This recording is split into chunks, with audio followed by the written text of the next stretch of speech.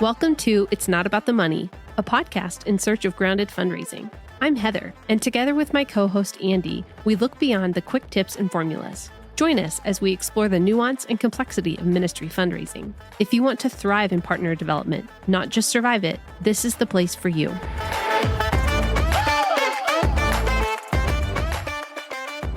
Hello and welcome back to the podcast. Today we are recapping the episode we had with Seth and Megan Halligan. And to join us for this recap, we have invited Amy Young.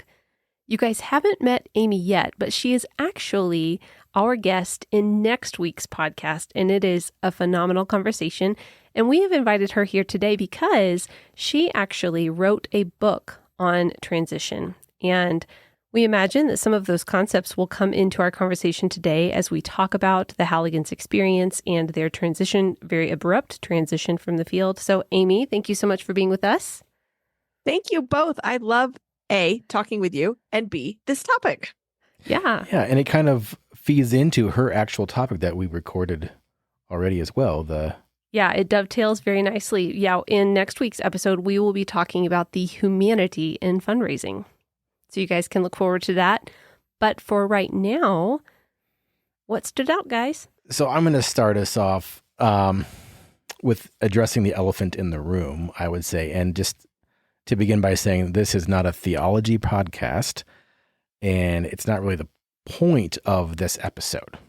But I think it's helpful just to kind of wrap our minds around the will and purposes of God in something like this, where they are thinking probably, we're doing good things.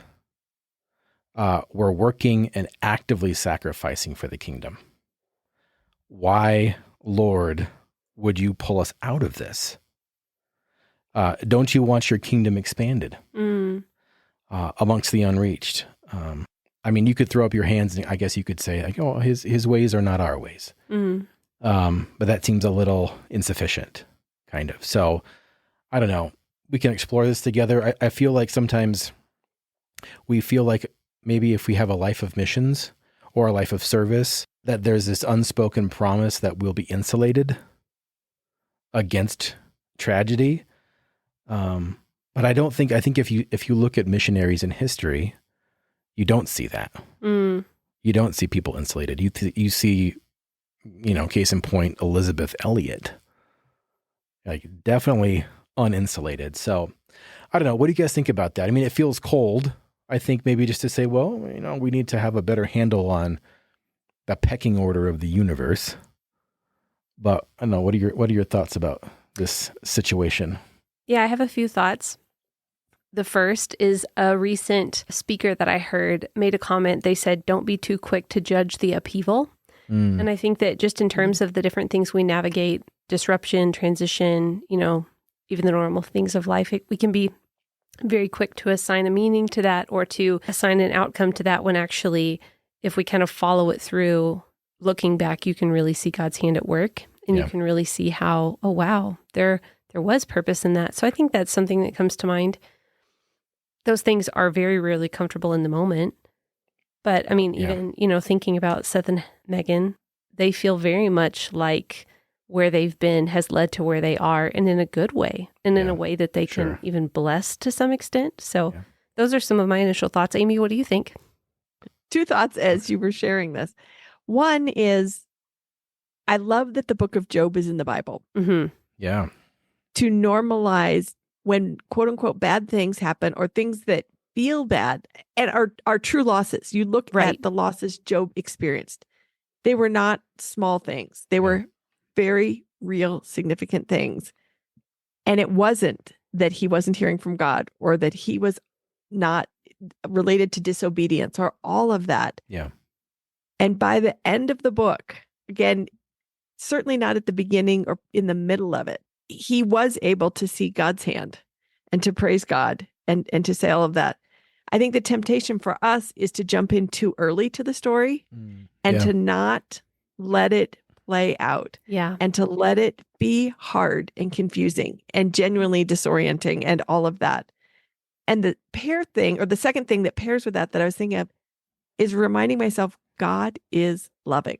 Mm-hmm. God is a loving God. And so sometimes when I can't see how something is loving or it doesn't feel loving in the moment, to remind myself that truly God's character is love. Mm-hmm. He is for us. He is not against us. He is not playing with us. He's not like this puppet master in the sky. And just going back to, and yet things like Job's situation, Mm-hmm.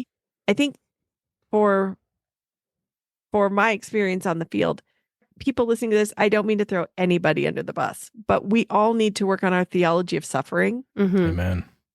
And we all need to, like, what do we really believe about suffering? And it's not, well, everyone else is going to suffer but me. Yeah. A true theology of suffering creates space for our own suffering as well. Mm-hmm. Yeah. Yeah. And the fact that Job is one of the earliest books that we have written just kind of shows us like we've needed this as a people, as a race, as humanity since the very beginning. Mm-hmm. Yes. Mm-hmm. Yeah. I love, Andy, though, that you threw us in the nicest way into the deep end, because I think you're right. That is the elephant in the room. And if we don't address it, we're not being genuine. Right. Because it is confusing when your world is upended and what you thought you were going to be doing, you're not. And now you're sort of having to, not sort of, you are having to recreate yourself. We all know if you've been on the field and you are now not on the field, you've got to find new housing. You've got to find a new job. Yeah. You've got to find new community. You're probably in the Halligan's situation. You're now navigating a different medical system. Mm-hmm. Yeah. So Right. it's all of that. And so to name, God, are you for me? It doesn't feel like it in the moment. Yeah. I think is actually a really good place to start in response to this episode. Yeah.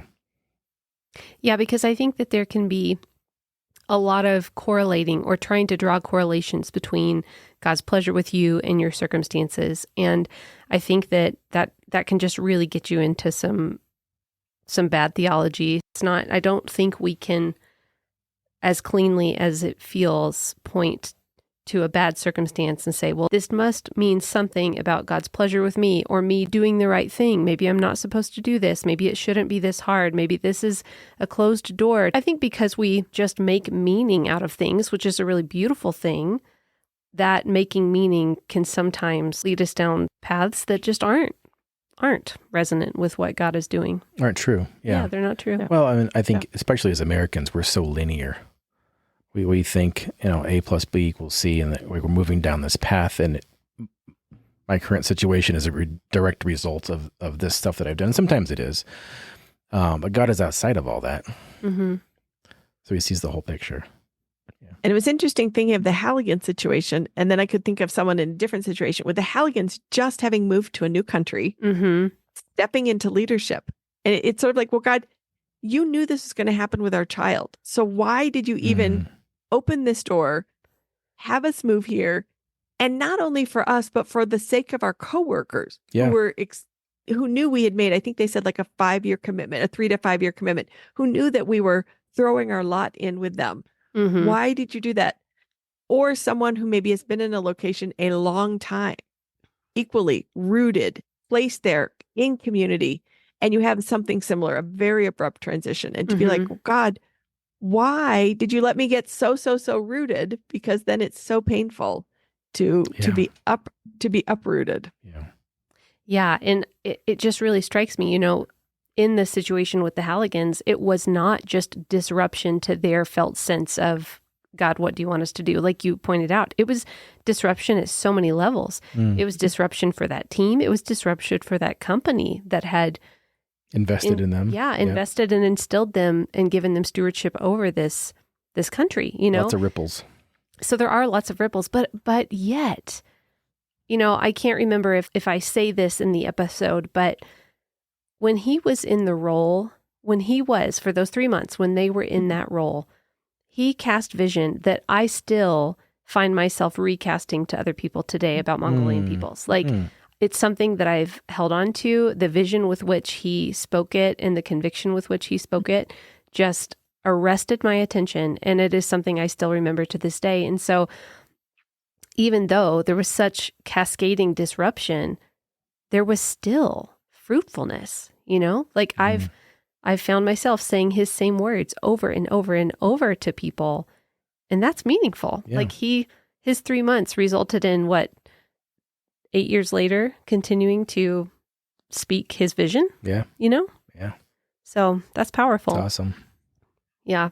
Powerful. And again, it reminds me sometimes, and I'll speak for myself, I can be too simplistic. Like this was all quote unquote bad or all good. And to make space for both, to not deny it was very disruptive and I'm sure disappointing and confusing for the Halligans and for everyone in their company, the higher up leadership, even who thought they had like country leadership, for those who they were serving with. And the beautiful and it was fruitful. It was not quote unquote a waste. Yeah. It still had meaning to people that plays out all these years later. Yeah. So to hold the both. Yes. Yeah. And there's no way they could have known that we would be having this conversation 8 years later. Yeah. Yeah. Well, and it just strikes me that holding the both in transition in general is just really helpful because even for really positive transitions, there's still an element of loss. There's generally something you can point to and say, I do need to lament that, even though I might be transitioning to this really wonderful thing. There's this other side too. So that tension, that holding both is just universally helpful, I think. Yeah. When you mentioned the word tension, Heather, in the book Looming Transition that I wrote, but I don't mean to just throw it in there, but No, good. Yeah. that is actually a really hard part about transition is the tension. In seminary, one of my professors used this analogy of it's like you're stepping over a fence that's just slightly higher than your stance. So to relieve the tension, you kind of want to pick one side or the other. And I think that is so helpful to say, yeah, I would like to relieve this tension and just kind of pick a side and be all here, it's all good or it's all bad or it's all. And yet we are called to kind of straddle both sides and be uncomfortable. And not relieve the tension by just stepping over and being all on one side or all on the other side. That is such a great piece of imagery. And it makes me feel uncomfortable. Like I feel that tension. You feel it in your body, don't you? Yes, I know. I do. I absolutely We just do. want answers. Yeah. Yeah. Clarity. Yeah. That's hard. Yeah. Yeah, to maybe pivot a little, I just wanted to speak to how I really appreciated, it was early on in the conversation, maybe around the 14-minute mark, where it was said that building your team isn't just clever marketing jargon by, fundraising advocates. It's not just pretense. Building your team actually matters. And I think that we saw, as it bared out in their story, having their partnership team, having truly invested in their partners and having truly built that team made all the difference. Because Megan said that when they came back, they had no way to be transported, nowhere to live. In every way, they were reliant on other people, and it was their partners that showed up for them. Yeah. And Megan mentions earlier that initially one of the hardest things about joining Seth and going overseas was wrestling with this idea of fundraising and wrapping her mind around that and just, coming to a realization that it was helpful. But can you imagine if they hadn't, for some reason, pushed through fundraising and just found a generous donor or something, they worked really hard to do it, or I don't know, there was another solution.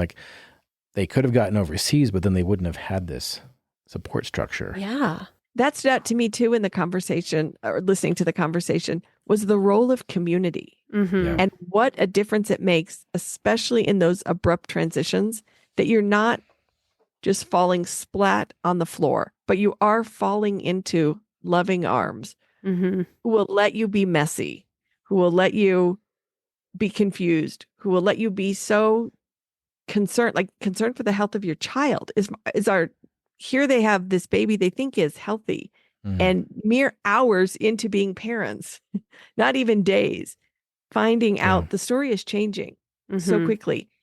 And you're all invested because you love this child and you want the best for your child. And yet you're suddenly in this story that you hadn't even prepared for because you didn't know that was on the horizon.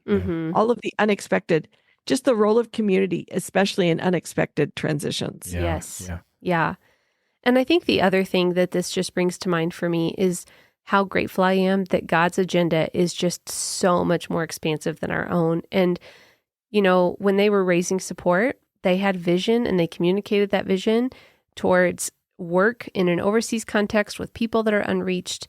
And little did they know that God's agenda the whole time, because he knows it all, was that this team would be behind them for nothing, for a circumstance that had nothing to do with the gospel going to this people group, right? Or directly. Yeah. And just how we bless that, this quote unquote money isn't going to the ministry.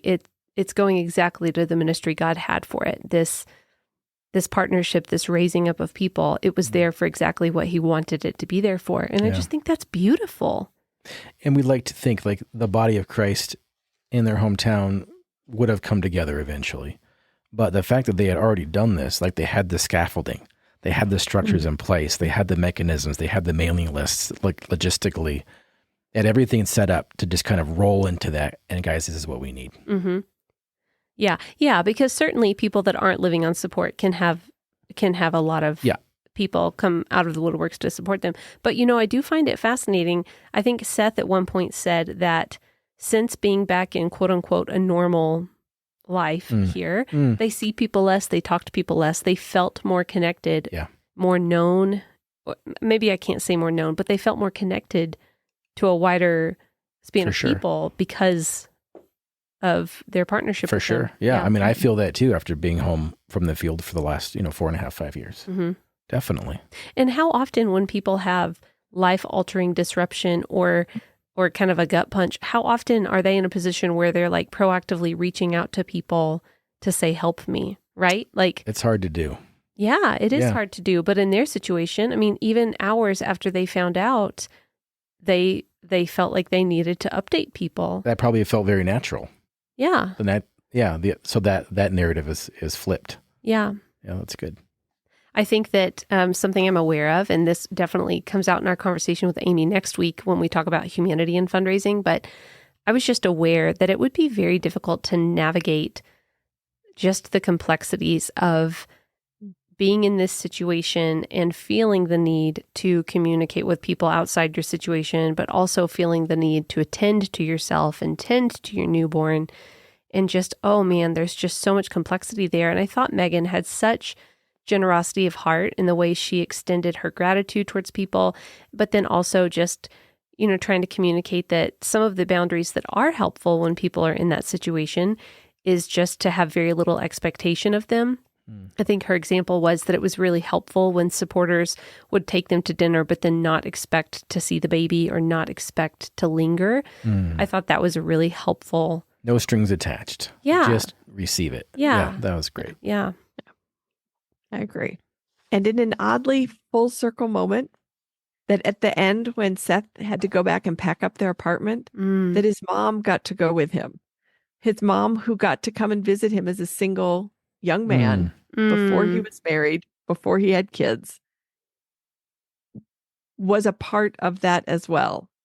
Sort of just, again, the kindness of God, even in the midst of so much loss. And I'm sure he would I shouldn't say, I would imagine when he pictured packing up that apartment, when they were moving into it, he pictured packing up with Megan, not with his mom. And yet to say, here's someone who's with me at the beginning of my cross-cultural service. And now here's the same person, my mom, who's been a part of my story, even before I went to the field, very supportive of me on the field, and will continue to be. The story continues. Even though it feels, and it is a bookend to a season of life. But the role of God in Seth and Megan's and their whole family's life continues. I just thought that was beautiful. Yeah, that is good. Really beautiful. And, I'm aware that one of the reasons we wanted to have the conversation with the Halligans was just to talk about what do you do when the plan totally changes. There were, even in the last year, massive earthquakes in Turkey that really suspended a lot of daily ministry and life for people. And so, we recognize things like that. I mean, COVID displacing entire countries of workers that, have been able to gain access again, but for so many years weren't. I mean, so in the Halligan's experience, they were not able to go back into their ministry, the disruption they experienced. And the invitation was towards something different. You know, the Lord, the pivoting, the Lord had a pivot for them. But we know that there are some listeners that might hear this and be thinking, yeah, I've had that moment and I'm still here. And hopefully their episode and just their ability to see God's kindness in it can be helpful to your own heart as you think about how have I seen God's kindness through my supporters and things like that. And even to embrace that, just if God calls you back home, it doesn't mean that you failed. Right. Nope.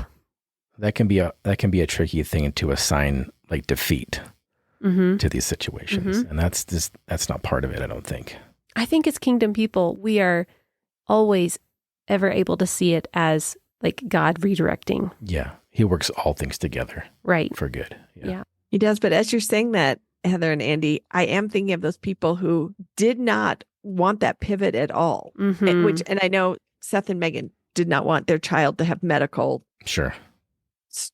problems that they knew would impact her life. But I'm thinking of people I know who are like, I loved what I was doing, where I was doing. And I am no longer able to be in that place doing that thing that I was actually really good at. And I feel, to use the language of Eric Little, like God's smile when I did that. Like he made me whatever, as Eric Little said, he made me to be able to run fast. He made me a good teacher or a good doctor or really good in this language, or this culture just feels really natural to me. And so also wanting to acknowledge for you listeners where you know God is good, you know he is at work and good is coming out of it, but that the loss is also still really real and really not what you would have chosen. It's interesting with my book, Looming Transitions. It is more for known transitions. So it's kind of preparing. It's the 4 to 6 months before a big transition. And then the number one feedback I get is, yeah, but where's the book for the not wanted, like the unknown, like the pivot transition where everything changed kind of overnight. Some event happened that changed the trajectory.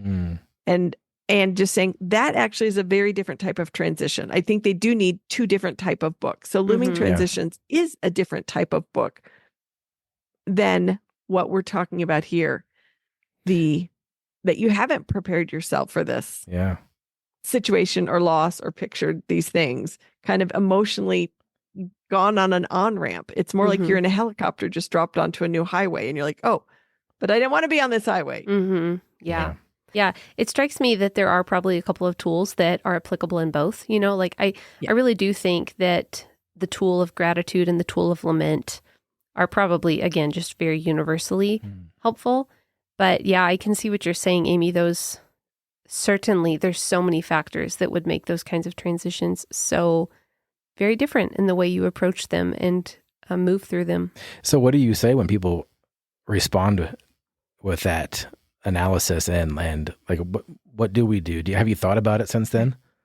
Well, I have thought about it. I have not written a book about it, but I have thought about it. And really the people I see, and again, if you're this person listening to this, I am not trying to throw you under the bus or anything, but there's a piece of an element of identity. If the core identity, if you think like the only way my life is interesting or meaningful is if I am on foreign soil doing quote unquote, gospel ministry on foreign soil. God's work. Yeah. God's work on foreign soil. That's what makes me interesting or makes my life interesting or makes my life meaningful. Yeah. Of course, there's parts of being on the field or being in a different culture that are more interesting or are attractive. Yeah. But ultimately, that's not what makes you interesting or makes your life meaningful. It's walking with Jesus. Yeah. It's walking with Jesus and being in step with the story he is having unfold in your life, even if it's not quite the story you thought was going to be unfolding. Yeah. Those elements are significant, but they're ultimately on the periphery. Is that fair to say? Like the core of your identity needs to be Christ, Christ follower. Right? Because those things are going to change. Even if someone gets married or has a child, there is no guarantee that you will always be married, that something bad won't happen to your spouse or to your child. takes me back to that parable of, are we building things on sand or on the rock? Because those things that are on the sand, when a storm comes, they do wash away, and you're like, wait, come back. I don't want you to go. And yet they are sand. And sometimes I get confused in my own, like I have to remind myself, this is the rock, this is the sand. Sand is not bad. But if I'm confusing sand for rock, that's then when the problem comes in. Right. In me. Yeah. And it's hard because we can know this at a head level. Yeah. Our whole lives, but it's still really hard when we're in the middle of it. Mm-hmm. But it's better to know it ahead of time than to just wade into it without any paddles. Yeah. To kind of go back to just, practically talking about the fundraising piece for them. I noted that they kind of joked about how communication got much better once Megan joined the team. Yeah, shocking. So, consistency matters. And I think that was a nod to that. I noticed that they were both very well known at their churches and that they had their church's support. So I feel like that's meaningful. Right. And like she was like the church secretary at hers and he was the worship pastor. Mm-hmm. That is leader, maybe? Youth leader, worship leader. Okay. Yeah. But I'd also say like that's like the gold standard. So if you're not the secretary or the worship leader, like the goal here is like be involved in your church, be present. Now I also realize this is a challenge for some people who are going onto the mission field raising funds for the first time because they're fresh out of college. In some cases. Yeah. And they went to college out of state. And so their home church they've been removed from that for a while. So just a standard to strive for. Maybe then like a hard and fast rule, like you got to do that. Yeah. Don't fundraise until you've been at your church for whatever. Like I think you still got to go when the Lord's calling you to go. Yeah. But yeah. Yeah. I just have to say, I think that they are both really wonderful people to talk to. Very funny. And I love how they balance each other so well. Mm-hmm. Yes. I like to as well, towards the end, they get to talking about the bootstrap mentality. We got to figure things out by ourselves, and like asking for help feels like weakness. Like that's the fallacy. And he starts talking about like every artist has someone that invests in them. Every businessman kind of gets a leg up or a loan even. Mm-hmm. That's helpful because why would we expect it to be different for this line of work too? Mm. Everybody needs people that invest in them to be successful to some degree or another. So fundraising is just another layer of embracing that paradigm, I think. Mm. I think this was such an important conversation to have with Seth and Megan because none of us know when suddenly our story's really going to change. Mm-hmm. And we're going to be pivoted into a whole new world. We're going to be pivoted away from what we thought we were moving towards. And it's just good to try to live as we can. Listener, if you could hear me, I'm holding open hands. To live open-handed, to not cling so much to what I think the plan is. And Andy, as you mentioned earlier, it's one thing to say that, like the head knowledge. It really is a challenge to live that out. And yet, if I think having conversations like this, listening to Seth and Megan, and now having the recap conversation, and listener, for you to go at a meal with your family, teammates, friends, and talk about out loud, that's right, I want to be the kind of person that is willing to let the Lord take things out of my hands, that isn't holding on so much. And I think we have to say these things when we're not in those moments to build those muscles. Yeah. Right. But when it comes, we have practice saying, okay, Lord, not my way, your way. Yeah. Okay, Lord, thank you for this community you've given because I'm so disoriented. And yet I still want to walk with the wisdom of Lady Sophia and not Lady Folly. Mm-hmm. Even in this at this time when I feel like my life is just a plane wreck or a train wreck or a tuk-tuk crash, all of the things. Yeah. But I want those truths I practiced prior to this now to be able to put the muscle behind them, to be able to use those muscles I've been training in this situation. Yes. And that is why we are so adamant that we believe that there is an invitation in formation in the fundraising season, right? Like so many of the practical things you're doing translate to life and ministry. And to your point, like having practiced your response, like, okay, Lord, I trust you.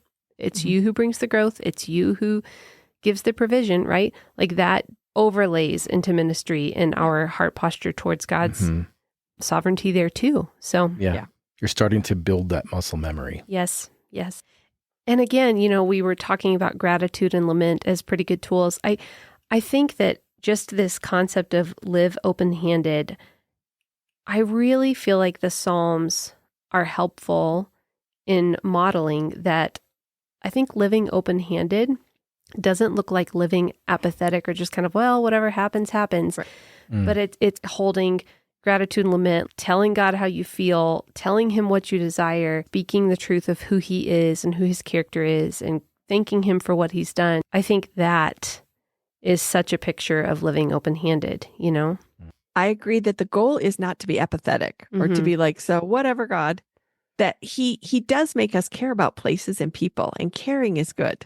So we're back to that tension again of caring without grasping, but also not being so whatever, it doesn't matter, it's all going to go away. But to say, no, this really did matter to me. Yeah. I had these plans. Well, that was a great conversation. Thank you for joining us again, Amy. We're realizing that the listener is hearing you for the first time, but we've had a couple sessions with you. So grateful that you're able to come and help us unpack the Halligan's time with us. It's been rich. Yeah, and I'm sure you guys have just really been blessed by Amy's insights. And so we invite you to listen next week. That's right. When we talk with her about humanity and fundraising. Stay tuned. Thank you both for inviting me. I love these kind of conversations. Yes, thank you, Amy. It's Not About the Money is presented by Provisio Fundraising Solutions. Provisio equips support-based workers with flexible training, practical resources, and one-on-one coaching. Find out more at provisiofundraising.com.